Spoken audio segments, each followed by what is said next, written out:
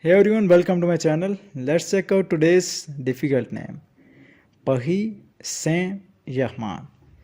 It is a famous French football club based in Paris. The name comes from the city Paris and the area Saint Germain.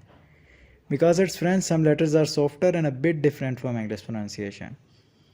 You might hear the English way like Paris Saint Germain, but the French way is Paris Saint Germain.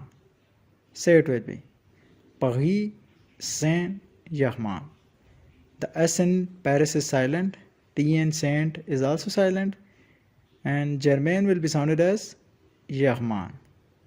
Here is a simple sentence. Esports Paris Saint Germain. Repeat after me. Paris Saint Germain. If this helped you, don't forget to like and subscribe for more pronunciation videos. See you in the next one.